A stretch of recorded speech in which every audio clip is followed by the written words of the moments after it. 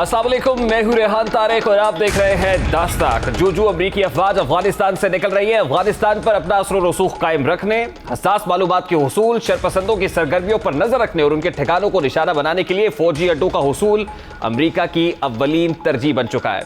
अड्डों के हुसूल के लिए अमरीका की जानिब से पाकिस्तान पर मुसलसल दबाव बढ़ाया जा रहा है, मगर पाकिस्तान अमरीका को फौजी अड्डे देने से मुतालिक दो टोक मौक़िफ़ अपनाए हुए है। हुकूमत ऐलान कर रही है कि इमरान खान किसी भी सूरत फौजी अड्डे अमरीका को इस्तेमाल नहीं करने देंगे, मगर आज मुस्लिम लीग नून की नायब सदर मरियम नवाज ने मीडिया से गुफ्तगू करते हुए कहा है कि अमरीका को फ़ज़ाई अड्डे फराहम करना तशवीशनाक है और ये खबरें उन्हें आलमी मीडिया ने बताई हैं। मरियम नवाज साहिबा इस्लामाबाद हाई कोर्ट में पेशी के मौके पर क्या कह रही थी मीडिया से बात करते हुए, सबसे पहले उसकी एक झलक आपके सामने रखता है। नेशनल प्रेस की तरफ से, मीडिया की तरफ से जो भी खबरें सामने आई हैं, इसको गवर्नमेंट ऑफ पाकिस्तान ने डिनाई नहीं किया, जिसका मतलब ये है सच है। जो भी आपने डील की है, चाहे वो आपने अपनी गिरती हुई हुकूमत को बचाने के लिए की है या आपने किसी के आगे सरेंडर किया है, मुल्क की सॉवरेनिटी पे जिस तरह आपने कश्मीर इंडिया के हवाले कर दिया था, अगर आप इस तरह की कोई कमजोरी दिखाकर आए हैं तो पार्लियामेंट के जरिए कौम को बताएं कि आपने क्या ब्लंडर किया है। और मैं ये समझती हूँ कि बिल्कुल इस चीज़ को नहीं होना चाहिए। पाकिस्तान एक सॉवरन मुल्क है, एक इंडिपेंडेंट मुल्क है। अपने वो पहले ही हमें बहुत इस तरह के मसाइल का सामना है, तो ये चीज़ें जो हैं वो कौम के सामने आनी चाहिए। मुस्लिम लीग नून की नायब सदर का बयान यकीनन अहमियत का हामिल है। हुकूमत को कौमी सलामती के हिसाब मामले को पार्लियामान में लेकर आना चाहिए और इस वक्त तक होने वाली सरगर्मियों के बारे में ऐवान को एतमाद में भी लेना चाहिए, क्योंकि इस वक्त अमरीकी अड्डों के हवाले से कौम गैर यकीनियत का शिकार है। इसी गैर यकीनी फजा में आज ये खबर सामने आई कि अमरीकी खुफिया एजेंसी CIA की डायरेक्टर विलियम बर्न्स ने पाकिस्तान का खुफिया दौरा किया है। इस दौरे में पाकिस्तान ने अमेरिका को एक बार फिर अड्डे देने से इनकार किया है। खबर के मुताबिक विलियम बर्न्स ने army chief general Qamar Javed Bajwa और director general ISI lieutenant general Faiz Hamid से मुलाकात के लिए पाकिस्तान का दौरा किया, ताकि दोनों फरीकैन के दरमियान इंसदाद दहशतगर्दी ताउन के इम्कानात का जायजा लिया जाए।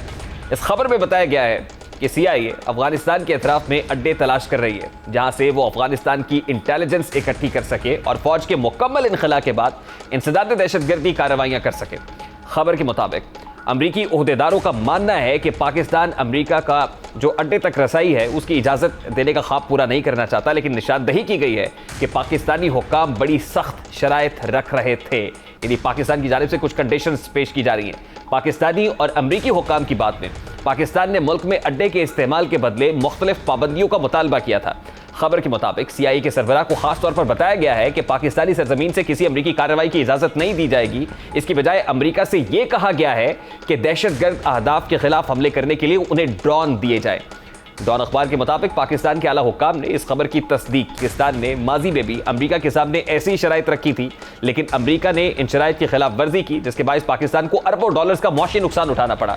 मुल्क में बदअमनी और अफरा तफरी की फजा पैदा हुई, नाकाबिल तलाफी जानी और माली नुकसान उठाना पड़ा। जिस वक्त हमने 2001 में यह फैसला किया था, उस वक्त परवेज मुशर्रफ जो उस वक्त कमांड कर रहे थे, उन्होंने क्या कहा और उसके बाद ट्रस्ट वर्दीनेस से मुतालिक अमरीका की क्या कहा गया, जरा वो दोनों शॉट्स आपके सामने रखता है। Pakistan has taken a considered decision to be a part of the coalition, to be with the United States, to fight terrorism in all its forms wherever it exists. Do you know that in Pakistan we consider United States not very trustworthy?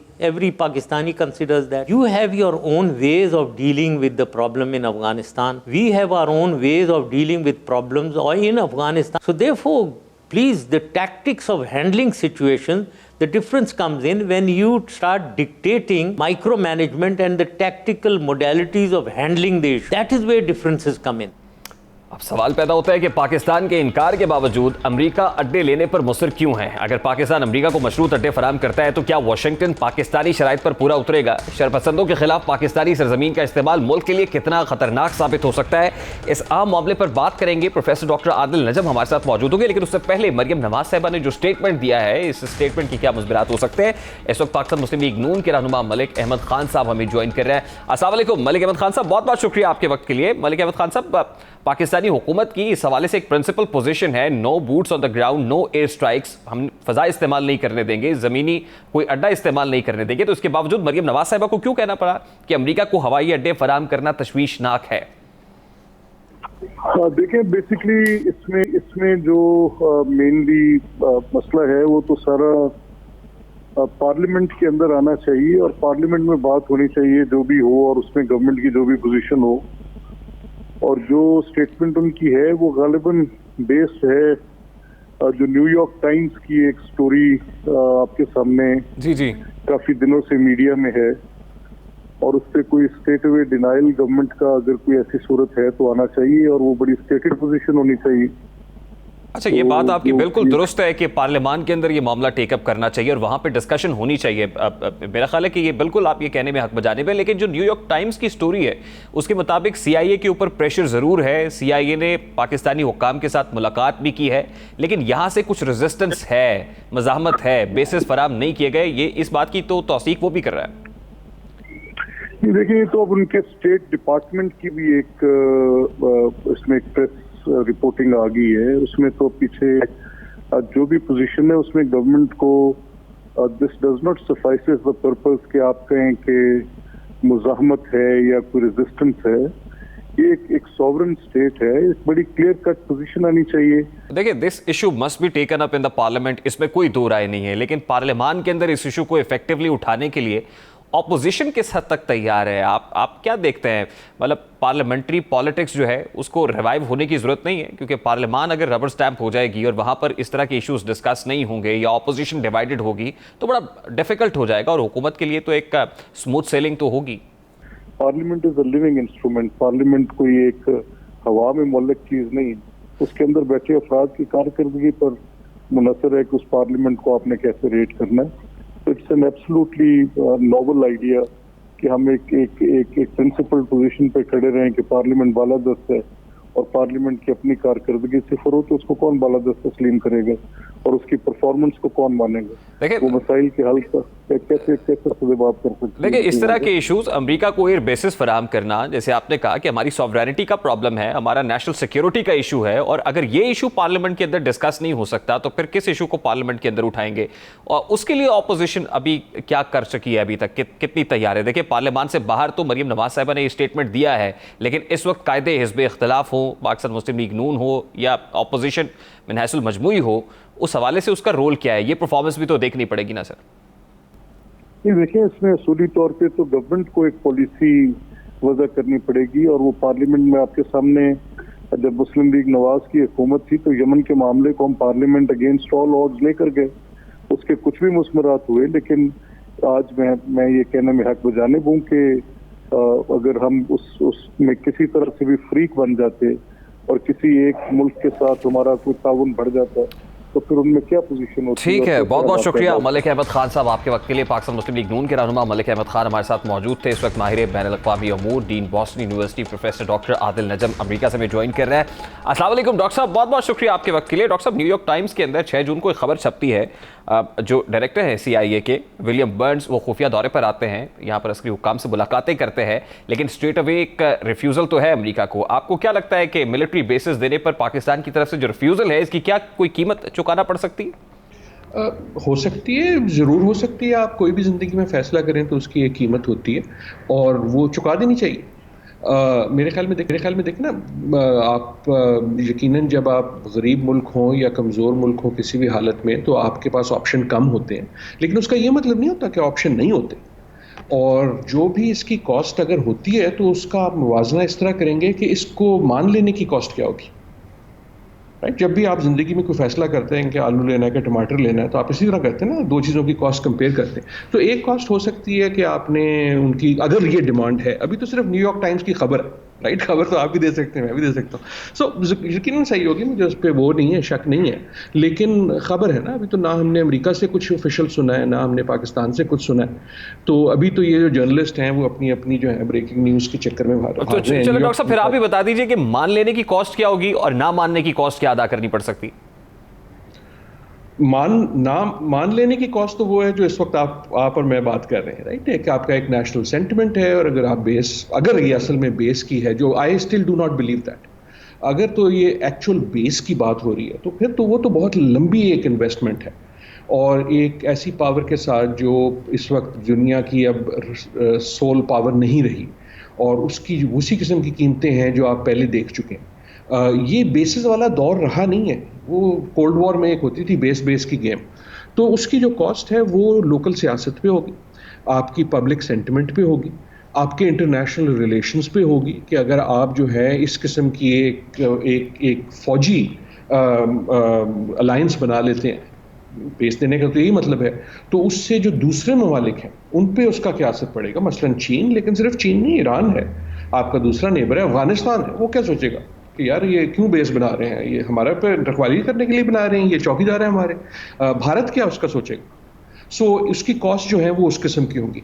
Base ना देने की अगर असल में demand है, जैसे आपने सवाल पूछा, तो उसकी कॉस्ट क्या होगी। उसकी कॉस्ट ये हो सकती है कि अमेरिका आपकी शायद इंटरनेशनल फोरम्स में मदद ना करे, अभी भी कुछ ज़्यादा नहीं कर रहा, शायद आपको FATF ऐसी जगह पे ज़्यादा मुश्किलात का दुश्वार का सामना करना पड़े, शायद जो अमेरिकन इमदाद है जो आ सकती है बेस के साथ वो ना आए। तो ये तमाम चीज़ें आपको बैलेंस करनी होगी।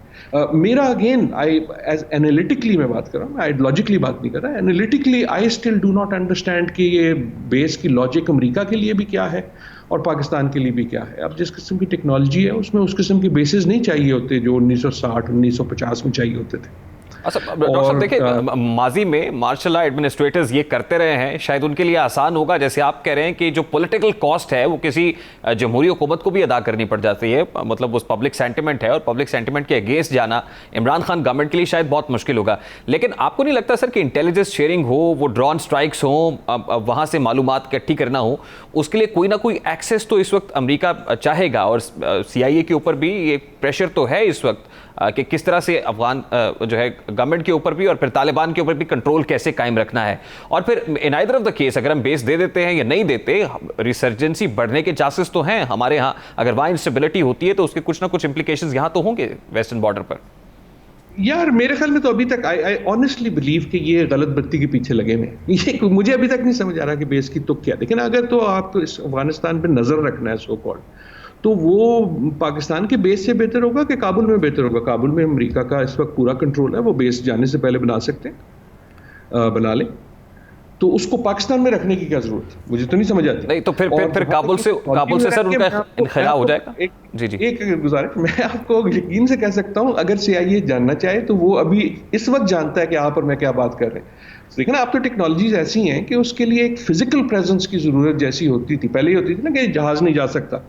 अब तो जिस किस्म की टेक्नोलॉजीज हैं वो उसके लिए आपके पास और बहुत सारी है। उनके पास वैसे भी इस इलाके में बेस हैं, दूसरे मौजूद हैं। जी बिल्कुल, गल्फ के अंदर बेसिस इस वक्त भी मौजूद है, अमेरिका वहां से भी ऑपरेट कर रहा है। फिर कुछ लोग बात कर रहे हैं कि इंडिया के साथ अमेरिका के जो ताल्लुकात हैं वो शायद हमसे at this point in time बहुत बेहतर होंगे, तो उसको भी यूटिलाइज किया जा सकता है। इस पर फिर पाकिस्तान के ऊपर प्रेशर तो आएगा नहीं सर कि अगर पाकिस्तान उसको रिफ्यूज करता है और अमेरिका को किसी दूसरी तरफ देखना पड़ता है, तो आपको नहीं लगता कि इसका दबाव पाकिस्तान के ऊपर बरकैफ बढ़ेगा सर? नहीं जरूर पड़ेगा यार। गरीब होने का मतलब ही होता है कि प्रेशर पड़ता है। कमजोर होने का मतलब ही होता है कि प्रेशर पड़ता है। तो डॉक्टर साहब उस प्रेशर को कैसे सस्टेन करेंगे फिर? आखिर थोड़ा सा जिगरा लगाएं, प्रेशर को इस तरह सस्टेन करेंगे। आप कॉस्ट बेनिफिट करते हैं, प्रेशर की कीमत होती है, आपने बिल्कुल सही कहा, कीमत होती है। कीमत आपने इसी तरह फैसला बड़ा सिंपल होता है किसी भी आपकी जाती जिंदगी में, आपकी कौमी जिंदगी में। Sir last but not least, देखें हमारे यहाँ भी बहुत सारी कयास आराइयां हो रही हैं, पॉलिटिकल पॉइंट स्कोरिंग भी हो रही है, ऑपोजिशन अपने तरीके से प्ले करने की कोशिश कर रही है। फिर कुछ लोग हवाला दे रहे हैं 2001 के उस एग्रीमेंट का जो मुशर्रफ दौर में हुआ, फिर हमने कुछ basis the, Shamsi air base is one of them. तो आपको लगता है कि ये उसी की कॉन्टिन्यूएशन है, वो एग्रीमेंट ही एक्सटेंड हो सकता है और अमेरिका को जरूरत नहीं है हमारे साथ किसी नए मुआहिदे में आने की, बल्कि वो हमारी ऑब्वियसली एयर स्पेस भी यूज कर सकता है, वो जमीनी हुदूद भी यूज कर सकता है, तो अमेरिका तो फिर जो चाहे वो सर माई बाप है।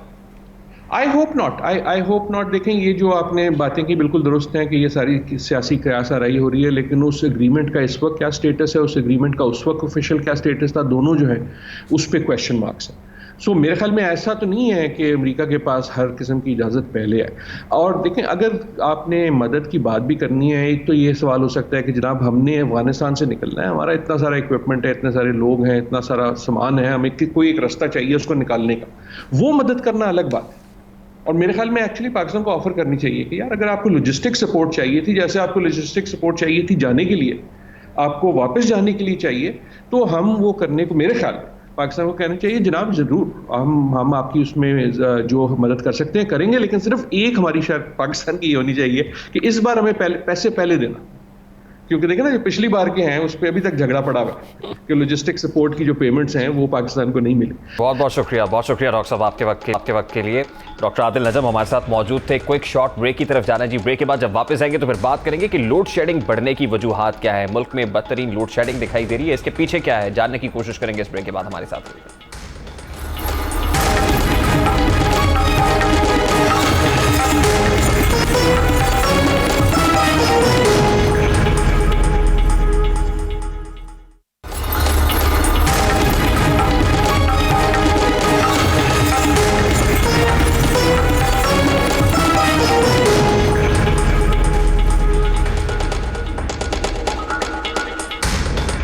Welcome back. पाकिस्तान में पारा 40 से तजावुज करते ही तमाम छोटे बड़े शहरों में लोड शेडिंग का जिन बेकाबू हो गया है। शहरों में लोड शेडिंग का दौरानिया 6 जबकि देहात में 12 घंटों से तजावुज कर चुका है।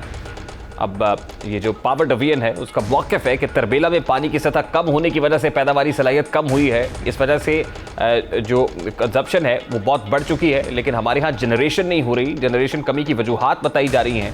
पावर डिवीजन के मुताबिक तरबेला डैम में बिजली पैदा करने वाले 7 यूनिट्स बंद होने से शॉर्टफॉल 5000 मेगावाट हो गया है। खैबर पख्तूनख्वा में बिजली गई तो तहरीक इंसाफ के एमपी फजल इलाही ने कारकुनान के हमरा कोहाट ग्रिड स्टेशन पर धावा बोला और 3 फीडर्स बहाल कर दिए। जो 7 फीडर्स ट्रिप थे, 7 यूनिट्स बंद थे, 3 धक्के से बहाल कराने की कोशिश की गई। फजल इलाही ने चंद माह कबल ही रहमान बाबा ग्रिड स्टेशन में बिजली बहाल की थी और फजल इलाही के नक्शे कदम पर चलते हुए नून लीग के मकामी रहनुमा रहमदिल नवाज भी कोहाट रोड ग्रिड स्टेशन पहुंचे और अमले से उलझ पड़े। क्या मंजर दिखाई दिया, सबसे पहले उसकी एक झलक आपके सामने रखता है।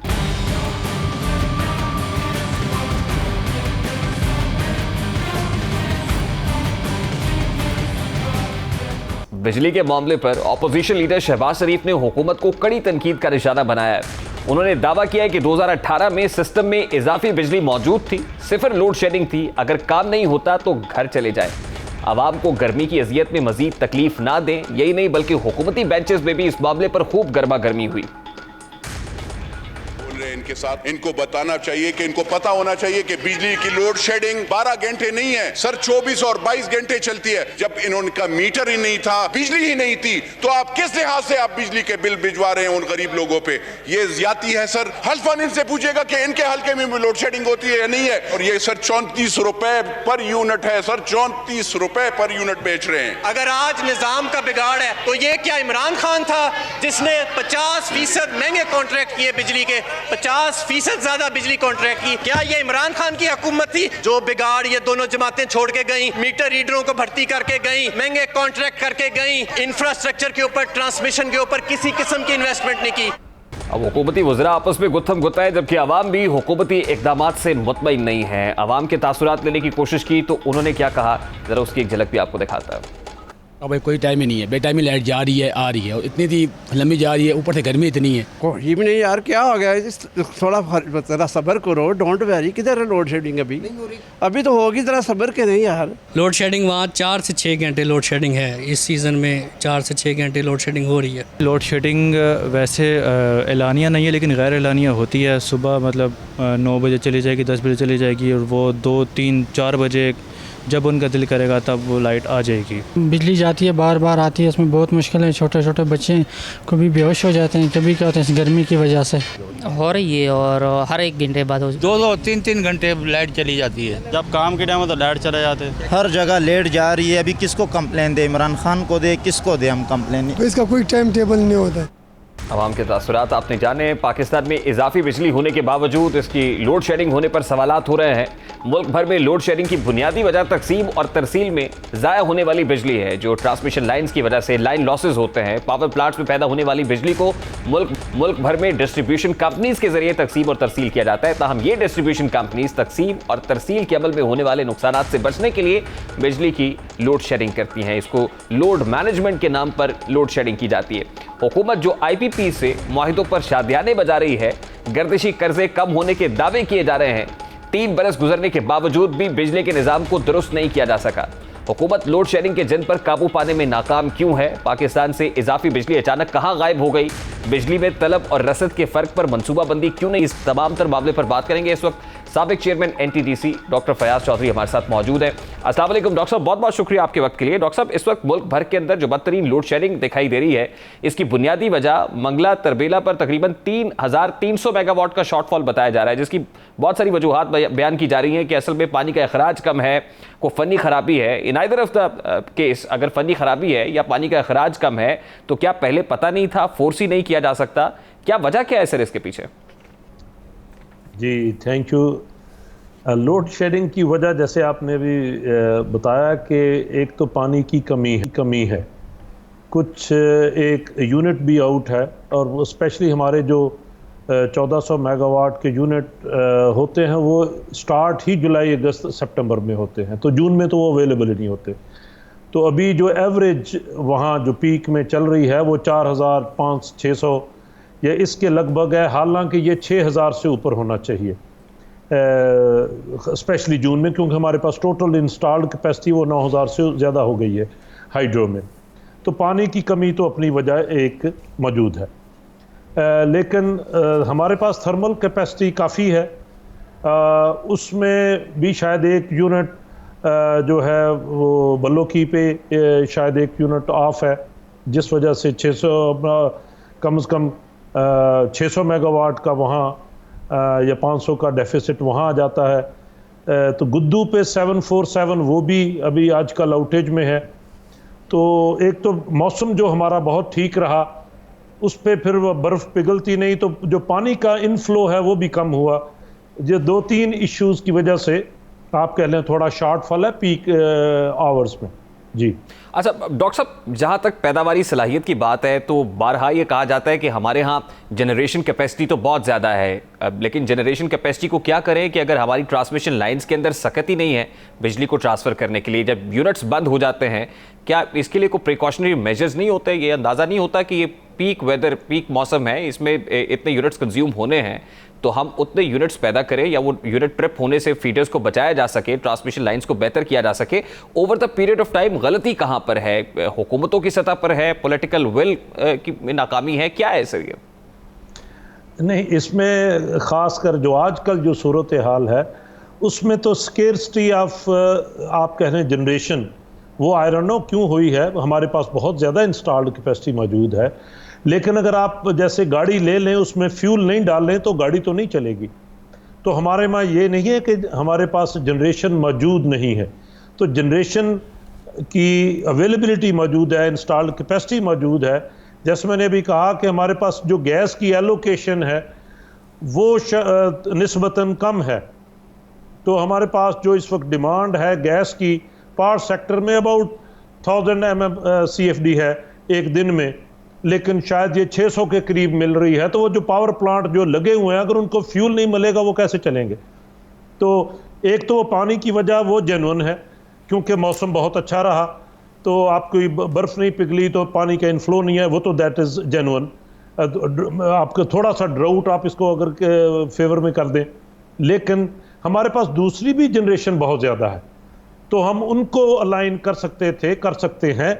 तो और अगर ये पीक सीज़न जो है इसमें 747 को आउट नहीं होना चाहिए, वो क्यों आउट है? तो ये वजह रही ट्रांसमिशन की, तो ट्रांसमिशन की कमी नहीं है इस वक्त। सरकारी थर्मल पावर प्लांट्स, मेरे पास जो डेटा है मैं आपके साथ शेयर करूं, 3000 मेगावाट बिजली पैदा कर रहे हैं। हालांकि उनकी जनरेशन कैपेसिटी ज़्यादा है, वो तकरीबन 4337 मेगावाट प्रोड्यूस कर सकते हैं। इसी तरह से आईपीपीज जिनकी जो जनरेशन कैपेसिटी है वो 20341 मेगावाट है, लेकिन इस वक्त जो वहाँ प्रोड्यूस की जा रही है वो तकरीबन 12000 मेगावाट के करीब आईपीपीज प्रोड्यूस कर रहे हैं। इसी तरह तरबेला और मंगला डैम से 1913 मेगावाट बिजली प्रोड्यूस हो रही है। यानी जनरेशन कैपेसिटी तो है, आपके ख्याल में फ्यूल ना होने की वजह से, कुछ फनी खराबियों की वजह से उस जनरेशन के मुताबिक पैदावार नहीं हो रही है? जी, ये तीनों वजह हैं। एक आप लो हाइड्रो, पहली रीज़न। दूसरी रीज़न फ्यूल की सप्लाई, जो गैस की सप्लाई है स्पेशली, उसकी थोड़ी कमी।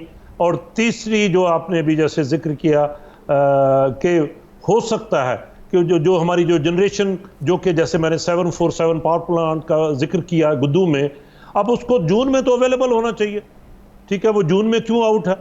उसकी आउटेज उसमें अगर किसी ने स्केड्यूल दी है या फोर्स्ड आउटेज है, दैट आई कैन अंडरस्टैंड, लेकिन होनी नहीं चाहिए। फोर्स्ड आउटेज में भी पूरा प्लांट तो नहीं आउट हो सकता।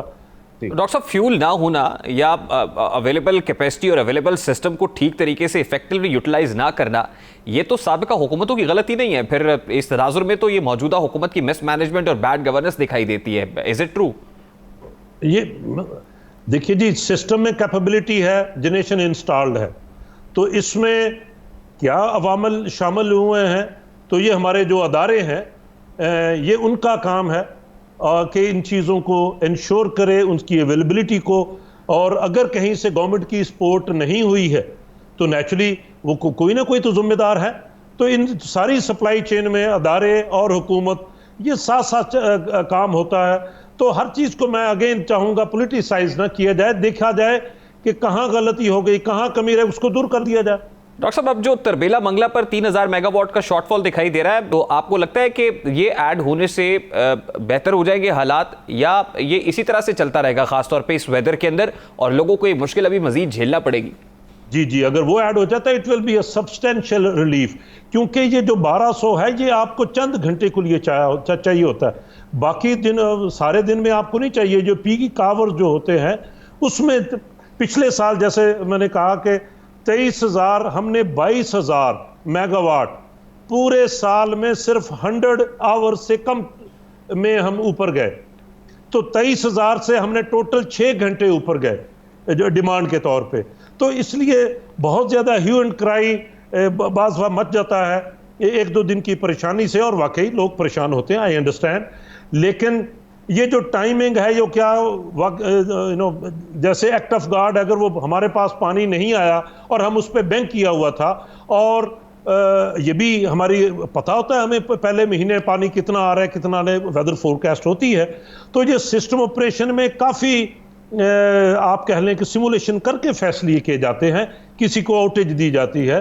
तो ये कहीं ना कहीं अगर कोई चूक गया है तो उसको उसको रिस्पॉन्सिबिलिटी लेनी चाहिए, खा वो अदारा हो या गवर्नमेंट। ठीक है, बहुत बहुत शुक्रिया डॉक्टर साहब आपका। लोड शेडिंग का जिन काबू से बाहर हो रहा है, गर्दिशी कर्ज बढ़ रहे हैं, कारोबारी जिंदगी मफलूज हो चुका है।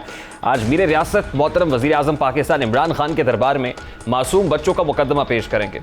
मीर रियासत मासूम बच्चे जो 1.5 बरस से घरों में बैठकर तालीम हासिल कर रहे थे, जिनके शब रोज़ वालिदैन के साथ गुजरते थे, जिनके लिए वालिदैन धूप में छाँव का बायस है, उन्हीं बच्चों को एक ऐसे वक्त में तालीमी इदारों में बुला लिया गया है जब मुल्क के बेशतर इलाकों में दर्जा हरारत 40 से तजावुज कर चुका है। जून का महीना जब पूरे मुल्क में मौसम गर्मा की तातीलात हो जाती हैं, इस गर्म मौसम में बच्चों के स्कूल खोल दिए गए हैं। मेरे रियासत आज वजीर आजम हाउस से महज चंद किलोमीटर के फासले पर सरकारी स्कूल के 25 बच्चे गर्मी से बेहोश हुए। बिजली ना होने के बायस मौसम की शिद्दत उनसे बर्दाश्त ना हुई, नाक से खून बहना शुरू हो गया। मेरे रियासत इन बच्चों की तस्वीर सारे दिन सोशल मीडिया पर वायरल है। बच्चों की हालत किसी भी बाप के लिए नाकाबिले बर्दाश्त है। मेरे रियासत यकीनन ये तस्वीर आपकी नज़र से भी ज़रूर गुजरी होगी। मेरे रियासत इस्लामाबाद में वाक़या हुआ तो पूरी कौम को खबर हो गई। मेरे रियासत पेशावर की गर्मी में भी जो बसों में सफ़र करते बच्चे हैं, लाहौर और रावलपिंडी में रिक्शों में घर की जानिब जाते बच्चे हैं, मुल्तान और बहावलपुर में पसीने से शराबूर मासूम फूलों की दास्तानें भी इंतहाई तकलीफ में हैं। मेरे रियासत अपने किसी मुशीर, मुअव्विन और वजीर को 1 घंटे के लिए ट्रैफिक सिग्नल पर खड़ी सवारियों में गर्मी से तड़पते बच्चों की हालत जानने के लिए भेजें। किसी हरकारे को सरकारी और निजी स्कूलों में लोड शेडिंग के दौरान बच्चों की हालत देखने के लिए रवाना करें। मेरे रियासत के मासूम फूल इस पाकिस्तान का इन्हें तालीम ज़रूर दें, लेकिन ये भी देखें कि इन्हें तालीम किस कीमत पर दी जा रही है। या एक ब्रेक लेंगे और ब्रेक के बाद जब वापस आएंगे तो फिर बात करेंगे कि तरक्की याफ्ता ममालिक इंसानियत का दर्द ज़्यादा क्यों महसूस करते हैं और वहाँ पर किस तरह कम्युनिटीज़ रिएक्ट करती हैं किसी भी इंसिडेंट पर। इस मामले को उठाएंगे इस ब्रेक के बाद। हमारे साथ रहिए।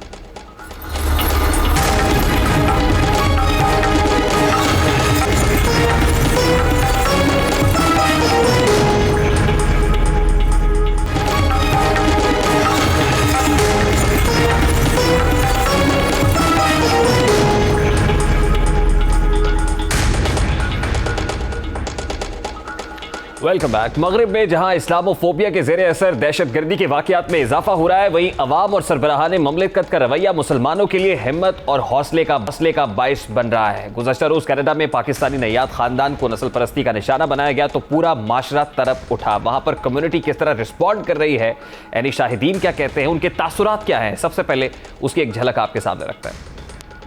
Actually seeing that and hearing about it and being right there is just, it's awful. I have nieces and nephews that are that age. Like, what are they going to do? You know, it's one of those, like, why? They were just out for a walk. It's very, very, very difficult. Everyone is screaming and crying. We leave our country to come to Canada to save, but we are not safe. And I looked out off my balcony and I saw the truck up on the sidewalk and just speed away. And then I realized they were, you know, people lying in the street. Well, I just think it wasn't fair to them just because of their culture and their background, and just because they were wearing like Pakistani clothes that they got hurt. I'm more concerned about that little boy who just lost his whole family.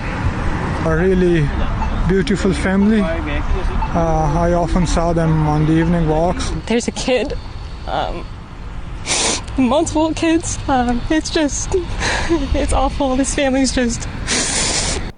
इस वाक़े के बाद मुल्क में Muslim community खासतौर पर पाकिस्तानी बरादरी में खौफ और तशवीश की एक लहर दौड़ गई है। कैनेडियन पुलिस ने वाक़े को इस्लामोफोबिया का शाखसाना करार दिया। पुलिस ने कैसे रिस्पॉन्ड किया है वो स्टेटमेंट भी आपके सामने रखा है।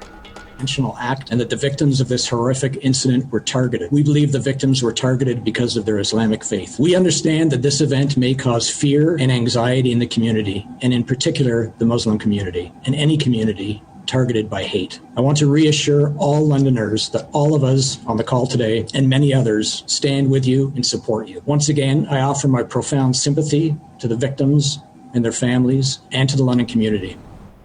जहां आम आवाम बच जाने वाले 9 साला बच्चे के मुस्तकबिल की बात कर रहे हैं, वहीं कैनेडियन प्राइम मिनिस्टर को भी उस 9 साला बच्चे के मुस्तकबिल की फिक्र लाहक है।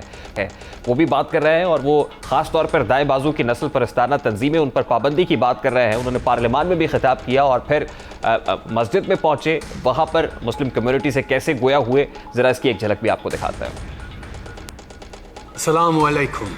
On Sunday in London, Ontario. That's what a grandmother, 2 parents, and 2 children went out to do. 3 generations of the Afzul family. But unlike every other night, that family never made it home. Their lives were taken in a brutal, cowardly, and brazen act of violence. This killing was no accident. This was a terrorist attack motivated by hatred. We not only have to say enough is enough, we must take action. Right now, Canadians are outraged by what happened on. I know they will be so deeply missed. To this community, which has made London stronger for generations, to all Muslim Canadians, we are with you. There are no words that can ease the grief of having 3 generations murdered in their neighborhood. There are no words that can undo the pain and, yes, the anger of this community. There are no words that can fix the future of that little boy who has had his future taken away. आज Canada भर में इस वाक़े की मजम्मत की जा रही है, मुसलमानों से इजहार यकजहती भी हो रहा है, लेकिन इसमें भी कोई दो राय नहीं है कि मगरिब में इस्लामोफोबिया एक नासूर बन चुका है। इस हवाले से इमरान खान साहब ने भी मुतअद्दिद बार इसको इंटरनेशनलाइज करने की कोशिश की है। खान साहब ने क्या स्टेटमेंट्स दिए हैं माजी में, वो भी आपको दिखाता है। Islamophobia. There are 1.3 billion Muslims in this world. Islamophobia since 9/11 has grown at a pace where it is alarming. Human communities live together. There should be understanding amongst them. But Islamophobia is creating a division. Phobia एक हकीकत है, लेकिन मगरिब में अक्सरियत अब भी इंसानियत के साथ खड़ी होती है। ज़रूरत सब्र की है कि मुस्लिम क़यादत, जो मुस्लिम उम्मा है, आलमी बरादरी के साथ मिलकर इस रुझान का तदारुक करने के लिए इक़दाम उठाए। वज़ीर-ए-आज़म इमरान खान मगरिबी ममालिक के साथ मिलकर इस्लामोफोबिया के खात्मे के लिए कायदाना किरदार अदा कर सकते हैं। यहाँ एक ब्रेक लेंगे और ब्रेक के बाद जब वापस आएंगे तो फिर बात करेंगे कि तालीम में करप्शन कैसे होती है। बड़ा इंपॉर्टेंट इशू है, इसको टेकअप करेंगे इस ब्रेक के बाद। हमारे साथ रहिए।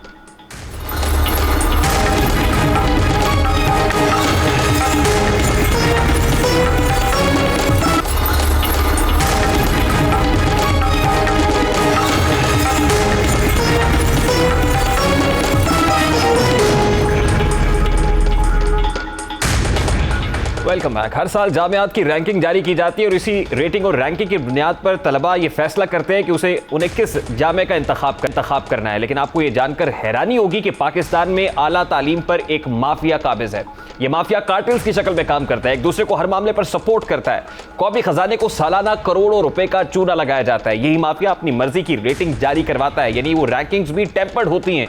यही वजह है कि वालिदैन और तलबा की नजर में मयारी जामियात की रेटिंग कम, जबकि गैर मयारी जामियात की दर्जाबंदी को बेहतर दिखाया जाता है। ये माफिया कैसे काम करता है, यूनिवर्सिटीज की दर्जाबंदी में इस माफिया का क्या किरदार है। अगरचे गुज़श्ता चंद बरस के दौरान आला मयारी तालीम का मयार जायजा लेने के लिए HEC ने चंद सख्त उसूल तय किए कि किस तरह हायर एजुकेशन को जांचना है, मगर बार बार इन उसूलों की खिलाफ वर्जी की जाती है। अपनी पसंद के नताइज हासिल करने की कोशिश की जाती है।